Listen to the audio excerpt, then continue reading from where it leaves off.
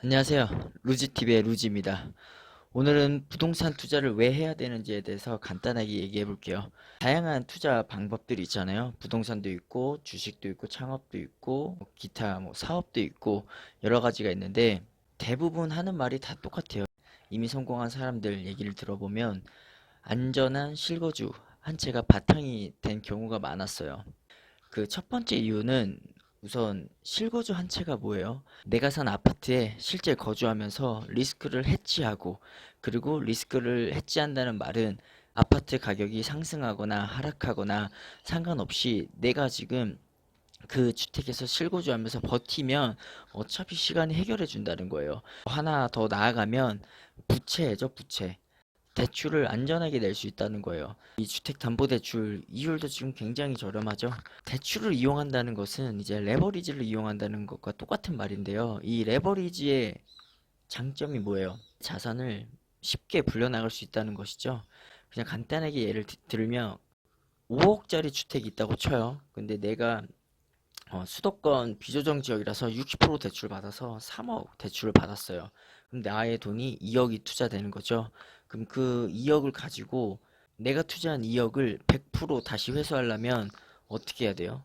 내가 투입한 2억을 100% 수익을 내야지 내가 투자금을 회수하는 게 아니라 내가 산 주택의 총 가격이 있잖아요. 만약에 5억이면 5억에서 7억이 되면은 나의 투자금을 회수할 수 있는 거예요. 그럼 생각해 봅시다. 5억이라는 주택이 100% 올라서 10억이 돼야지 나의 돈을 회수하는 게 아니라 5억이라는 주택이 7억, 즉 40%가 오르면 내 투자금을 회수할 수 있다는 겁니다.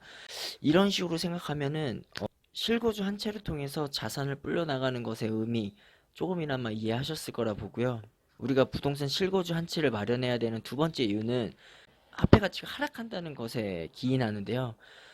내가 만약에 5억 주고 산 집이 돈이 계속 풀려서 내가 산 5억이라는 주택이 주택값이 오른 게 아니라 화폐 가치가 하락해서 올랐다고 생각해 보시면 그 말이 이해가 될 겁니다. 아파트 5억짜리를 내가 100% 돈을 다 주고 사면은 나는 이 자산 한 가지에 대해서 인플레 해지를 하고 있는 거고요. 만약에 내가 대출을 일으켜서 그 주택을 사면은 대출금에 대해서도 나는 인플레이션 해지를 하는 거예요. 내 자산 5억도 화폐 가치가 떨어지면서 이 자산 금액이 올라갈 거잖아요.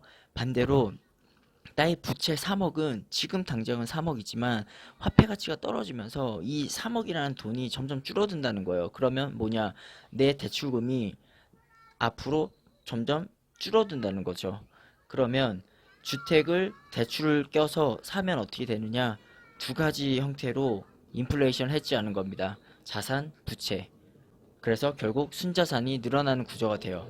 지금 돈을 벌고 있으면 대출금에 대해서 원리금을 낼 거잖아요. 그 안에는 원금이 있는 거고요. 그 말은 내가 지금 시간이 지나면 지날수록 원금은 갚아 나가기 때문에 나의 대출금은 원래 줄어드는데 화폐 가치가 떨어지기 때문에 그 속도를 더 배가시켜 준다는 거예요.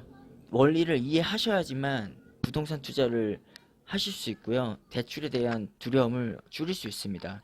나의 총 자산은 커지고 원금을 갚아가면서 대출금은 줄어드는데 화폐 가치 하락 때문에 그 속도를 총 자산 더 불려주고 대출금은 더 하락시켜주고 이 두 개가 양 끝단으로 벌어지면서 나의 순자산, 즉 총 자산 빼기 부채인 순자산은 자연스럽게 시간을 먹고 자라난다는 거죠.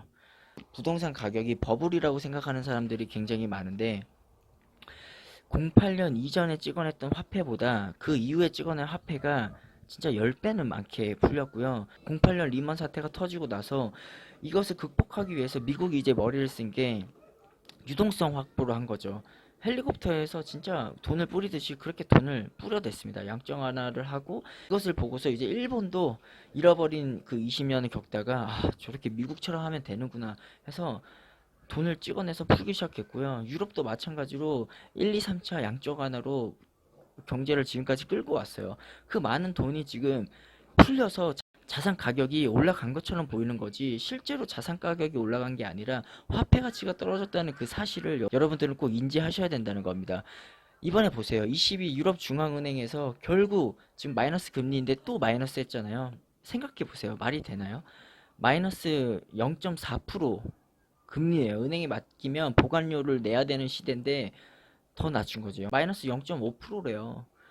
이걸 보고 어떻게 생각하겠어요? 트럼프도 지금 난리 났죠. 미중 전쟁에 따른 관세 부과로 인해서 지금 미국 소비자들이 이제 소비자 물가 부담을 느끼고 있는 상황에서 지금 자국 달러 가치 상승까지 일으키면 진짜 트럼프는 재선에 대한 기회가 없어지는 거나 마찬가지예요. 내년에 이제 선거를 앞둔 트럼프 입장에서 어떻게 해서든 연준을 압박해서 금리를 내리려고 할 거예요. 금리를 내려야지만 달러 약세를 유도하고 그게 이제 자국민들에게 좋은 결과를 주니까요.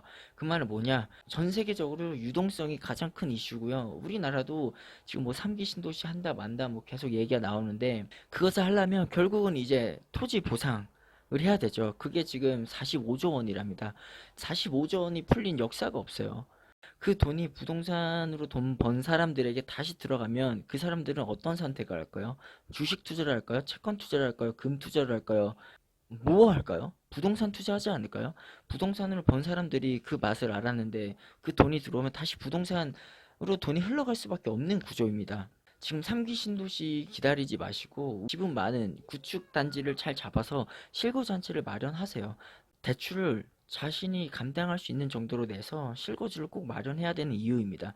3기 신도시 기다리시는 분들 꼭 이 영상을 보시고 다시 한번 생각을 해보셨으면 합니다.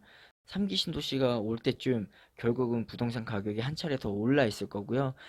그런 거죠. 10% 올랐다가 5% 떨어지는 결국은 오른 겁니다. 그런 상황이 결국 벌어질 거고요. 그때 돼서 3기 신도시 분양가가 낮게 책정될 거라는 보장도 없습니다. 지금까지 역사를 보면 신도시 분양가는 결국은 시장 흐름에 맞춰서 책정이 되었고요. 그게 벗어난다고 하면 주변 시세의 흐름이 더 강했기 때문에 프리미엄이 붙어서 거래가 되는 일들이 지금까지의 히스토리입니다.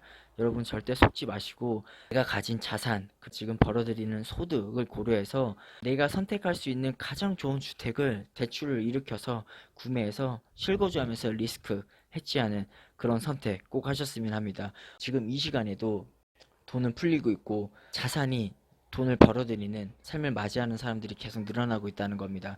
내가 집이 없다고 남들도 집을 못 살 거라는 그런 생각 하지 마시고 나만 돈이 없을 뿐입니다. 내가 돈이 없다고 남들까지 깔아뭉개기보다 그들을 통해서 배우려고 하시면 더 나은 미래가 기다리고 있을 거라고 저는 확신을 하고요. 남은 시간도 즐겁게 보내시고요. 항상 옳은 판단만 하는 구독자분들이 되셨으면 합니다. 오늘도 감사합니다.